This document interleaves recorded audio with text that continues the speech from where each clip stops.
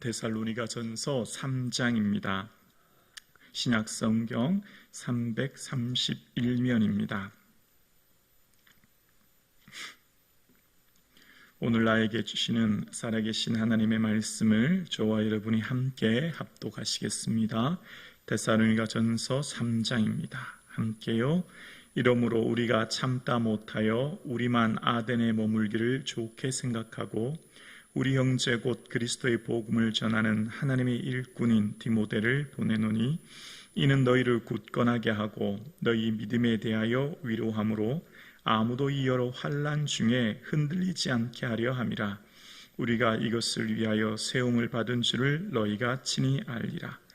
우리가 너희와 함께 있을 때 장차 받을 환난을 너희에게 미리 말하였는데 과연 그렇게 된 것을 너희가 아느니라. 이러므로 나도 참다 못하여 너희 믿음을 알기 위하여 그를 보내었노니 이는 혹은 시험을 받는 자가 너희를 시험하여 우리 수고를 헛되게 할까 함이니 지금은 디모데가 너희에게로부터 와서 너희 믿음과 사랑의 기쁜 소식을 우리에게 전하고 또 우리가 항상 우리를 잘 생각하여 우리가 너희를 간절히 보고자 함과 같이 너희도 우리를 간절히 보고자 한다 하니 이러므로 형제들아 우리가 모든 궁핍과 환난 가운데서 너희 믿음으로 말미암아 너희에게 위로를 받았노라. 그러므로 너희가 주 안에서 굳게 선즉 우리가 이제는 살리라. 우리가 우리 하나님 앞에서 너희로 말미암아 모든 기쁨으로 기뻐하나니 너희를 위하여 능히 어떠한 감사로 하나님께 보답할까. 주야로 심히 간구함은 너희 얼굴을 보고 너희 믿음이 부족한 것을 보충하게 하려며 하나님 우리 아버지와 주 예수 그리스도는 우리의 길을 너희에게로 갈 수 있게 하시오며 또 주께서 우리가 너희를 사랑함과 같이 너희도 피차간과 모든 사람에 대한 사랑이 더욱 많아 넘치게 하사 너희 마음을 굳건하게 하시고 우리 주 예수께서 그의 모든 성도와 함께 강림하실 때에 하나님 우리 아버지 앞에서 거룩함에 흠없게 하시기를 원하노라. 아멘. 말씀을 통해 예수님의 마음을 깨닫고 헤아리는 시간 되기를 주님의 이름으로 축복합니다. 오늘 말씀의 핵심 구절인 7절과 8절에 사도 바울의 간절한 마음이 담겨 있는데요. 먼저 7절과 8절을 보겠습니다. 7절입니다. 이러므로 형제들아 우리가 모든 궁핍과 환난 가운데서 너희 믿음으로 말미암아 너희에게 위로를 받았노라. 그러므로 너희가 주 안에 굳게 선즉 우리가 이제는 살리라. 자, 이게 어떤 말이냐면 데살로니가 교회를 두고 아테네까지 왔는데 이 데살로니가 교회가 어떻게 지내는지, 지난번에 유대인들의 시기로 불량배로 인하여 성 전체가 요동하고 읍장들로 말미암아 야손의 집에 침입하고 그래서 급히 야밤 도주해서 이곳까지 왔는데 그 남아있는 데살로니가 교회가 박해로 인하여 신앙을 포기하진 않았을까? 버리진 않았을까? 그 환난 가운데 어떻게 참고 지내고 있지? 그래서 디모데를 보냈더니 디모데가 가져온 소식이 사랑과 기쁜 소식이었습니다. 우리가 그 사람들을 데살로니가 교회를 보고자 싶은 마음처럼 그들도 우리를 간절히 보고자 한다는 이 말을 듣고 큰 위로를 받게 됐다는 겁니다. 지금에 있는 이곳의 사역이 궁핍과 환난으로 경제적인 어려움, 환난은 에워싸다는 말이거든요. 정말 사역이 너무 힘든데 그 데살로니가 교인들로 말미암아 위로를 받았고 그래서 이제 어떻게 해요? 내가 살게 되었다는 거예요. 다른 말로 말하면 늘 염려와 근심이 있었다는 거죠. 사도 바울의 사역이 지금 그래서 내가 이것을 인하여 어떠한 기쁨, 어떠한 것으로 하나님께 보답할까? 너무 기쁘다는 거예요. 바울의 기쁨은 좋은 집, 좋은 옷, 좋은 차, 좋은 집 이런 게 기쁨이 아니었다는 겁니다. 사도 바울의 기쁨은 성도들이 바로 서가는 것, 믿음 안에 서가는 것. 반대로 말하면 성도들이 어려움 당하면 사도 바울의 마음이 견딜 수 없는 고통을 당했다는 겁니다. 이게 예수님 마음이죠. 사도 바울이 고린도 후서 11장에 보면 내가 교회를 위해 여러 번 죽을 뻔했는데 강의 위험, 강도의 위험, 40에 감한매를 5번 맞고 3번 퇴장에 맞고 일주일을 기품에 지내고 그런 고백을 하지 않습니까? 내가 자지 못하고 줄이고 먹지 못하고 춥고 헐벗었다. 근데 그게 사도 바울에게 어려움이 아니었었대요. 그런 건 문제가 아니었다는 겁니다. 이 일은 고사하고 날마다 내 속에 눌리는 것이 있으니 교회를 위해 염려하는 것이라. 사도 바울에게 먹지 못하고 자지 못하고 춥고 헐벗고 강의 위험, 강대 위험 이런 것들이 문제가 아니었대요. 오히려 고린도 교회에서 들려왔던 그 분열과 고통의 소식이 그를 힘들게 했다는 거죠. 사도 바울의 마음은 교회를 사랑하는 교육자의 마음, 목회자의 마음이 이렇다는 거죠.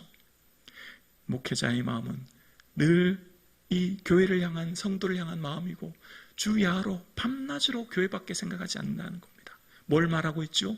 예수님의 마음이 그렇다는 거예요. 예수님이 우리를 향한 마음은, 우리가 예수님을 기쁘게 하는 것은 우리의 삶 가운데 믿음으로 살아가는 것. 아멘이십니까? 우리가 예수님을 기쁘시게 할 수 있는 것은 드림에 있는 게 아니라 믿음으로 살아가는 삶이 있어요. 왜냐하면 모든 천하의 모든 것이 다 주님의 것이거든요. 그것을 오늘 본문은 우리에게 이야기하는 것입니다. 자, 오늘 본문의 1절부터 살펴볼까요? 이러므로 우리가 1절입니다. 이러므로 우리가 참다 못하여 우리만 아덴에 머물기를 좋게 여기고 2절이요. 우리 형제 곧 그리스도의 복음을 전하는 하나님의 일꾼인 디모데를 보내노니 이는 너희를 굳건하게 하고 너희 믿음에 대해서 위로함으로 3절이요. 아무도 이어 여러 환난 중에 흔들리지 않게 하려 함이라. 우리가 이것을 위하여 세움을 받은 줄을 너희가 친히 알리라. 참다 못해서 견딜 수 없는 마음에 데살로니가 교회를 향한 그 사랑의 마음이 있어서 이제 아테네에서 디모데를 보내는데 디모데를 향해 소개합니다. 우리 형제, 한 아버지 안에 형제된 디모데. 그리고 하나님의 일꾼, 원어의 뜻은 동역자란 말입니다. 하나님의 일을 내 일처럼 생각하면 그 뜨거운 마음이 있는 디모데를 보내는데 왜 보내느냐? 이는 그 이유를 말합니다. 여러분을 굳건하게 하고, 굳건하게 한다는 말은 훈련해서 세운다는 말이거든요. 그리고 너희 믿음에 대해서 위로함으로 아무도 환난 중에 흔들리지 않게 하려 함이라는 겁니다.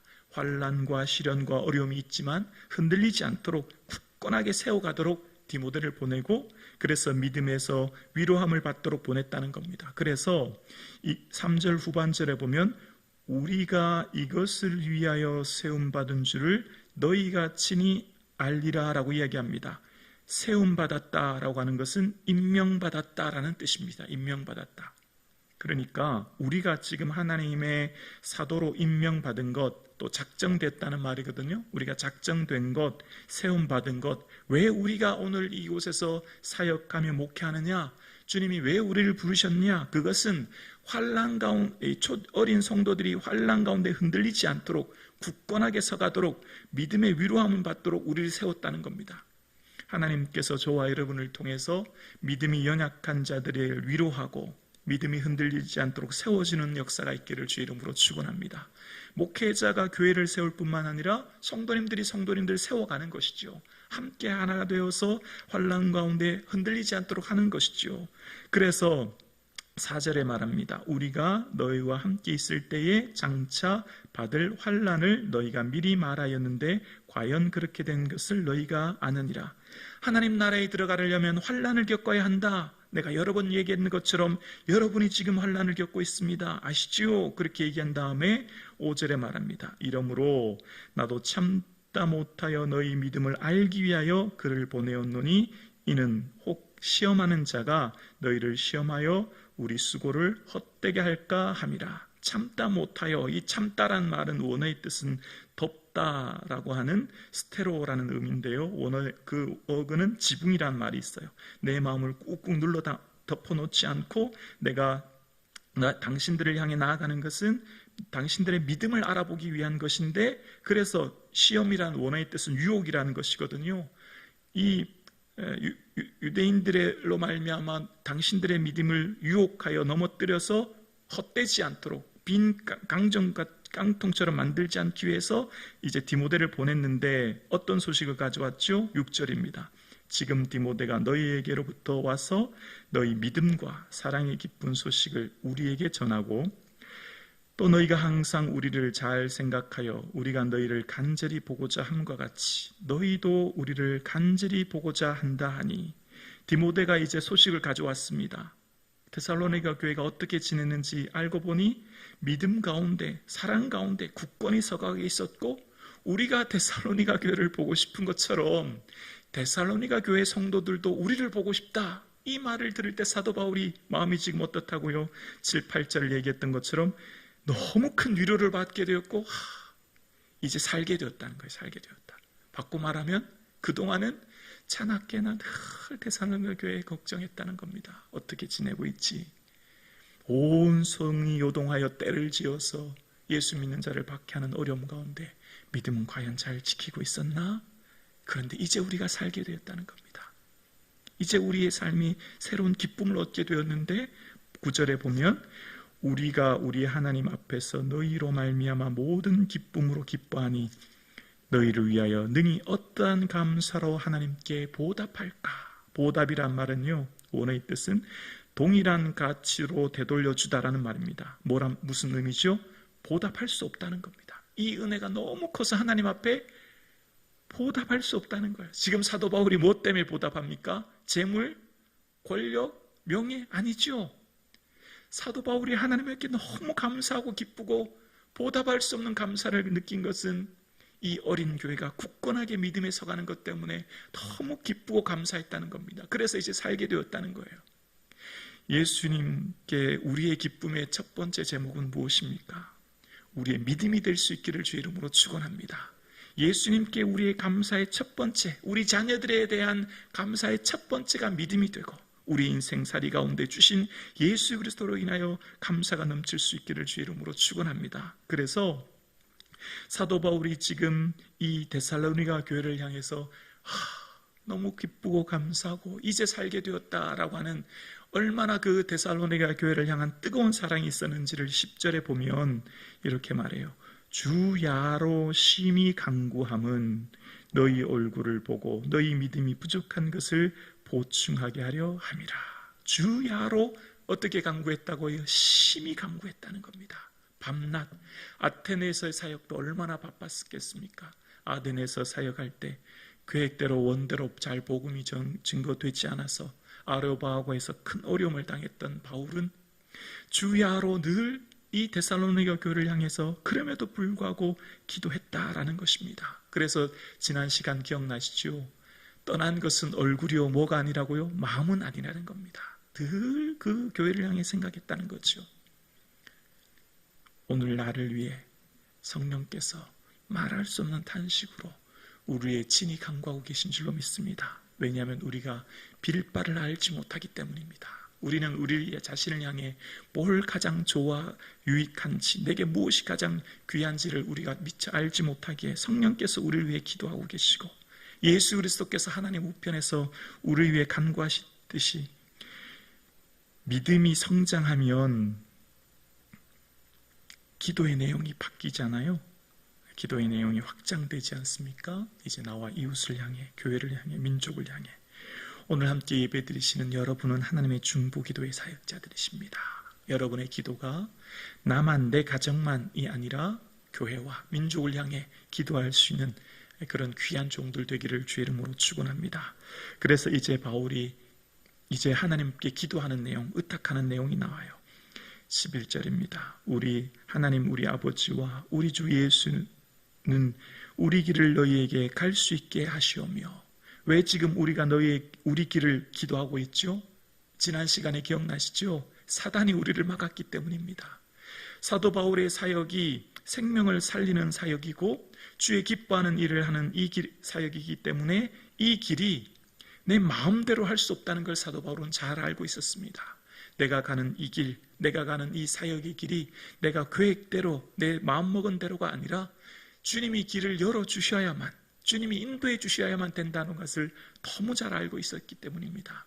오늘 함께 예배드리시는 저와 여러분, 사람이 마음으로 자기 길을 계획할지라도 그 걸음을 인도하시는 분은 오직 하나님이신 줄로 믿습니다. 걸음을 지도함은 오직 주께 있습니다. 오직 모든 모든 우리 앞길을 인도하시는 분은 하나님께 있는 것이죠. 그래서 사도 바울은 잘 알고 있었어요.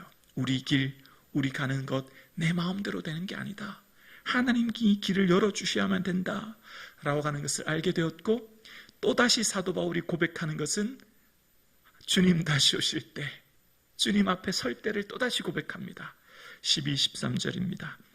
또 주께서 우리가 너희를 사랑함과 같이 너희도 피차간 모든 사람에 대하여 사랑이 더욱 많아 넘치게 하사 너희 마음을 굳건하게 하시고 우리 주 예수께서 그의 모든 성도와 함께 강림하실 때 하나님 우리 아버지 앞에서 거룩함에 흠없게 하시기를 원하노라. 아멘.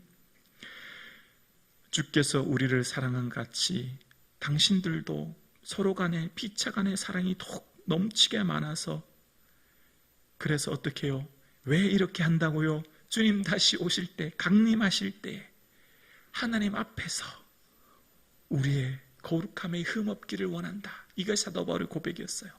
지난 시간에도 기억나시죠? 우리 주 예수 그리스도께서 성도들과 함께 다시 강림하실 때에 하나님 앞에서, 이것이 사도 바울의 고백이에요. 오늘 여러분 늘 다시 오실 예수님을 기다릴 수 있기를 주의 이름으로 축원합니다. 늘 하나님 나라 바라볼 수 있기를 원합니다. 우리의 모든 인생의 목적은 주님 앞에 설 날이에요. 그래서 사도 바울은 늘 하나님 앞에서의 삶을 기억합니다. 그리고 사도 바울의 삶의 가장 핵심적인 말 13절 후반절에 이렇게 말하죠. 거룩함에 흠없게 하시기를 원하노라. 사도 바울이 이 데살로니가 전서에서 하나님의 뜻을 두 번 얘기할 때 하나님의 뜻은 거룩함이다. 이후에 4장 3절에 이야기하지 않습니까? 하나님이 우리를 향한 뜻은 우리가 주님 앞에서의 삶을 살아가는 거예요. 하나님 앞에서의 삶, 하나님 앞에 부끄럽지 않은 삶, 즉 거룩함이라는 겁니다. 이것이 주님이 우리에게 원하는 뜻, 주님이 우리에게 오늘도 나에게 원하는 모습이라는 거예요. 오늘 함께 예배드리시는 사랑하는 성도님, 하나님 앞에서 하나님이 흠없게 보시는 것이 거룩임을 기억하며 이 거룩을 지키기 위해 몸부림치는 이 아침, 이 하루 되기를 주님의 이름으로 축원합니다. 예수님의 마음이 바로 이것입니다. 주님의 뜻이 바로 이것입니다. 주님이 내게 원하는 것, 거대하고 할 수 없는 불가능한 것들 이루어 성취하여 하나님께 드리라가 아니라 믿음 안에 거룩하게 살아가는 것, 이것이 주님의 기쁨이라는 것을 기억하는 이 하루 되기를 주님의 이름으로 축원합니다.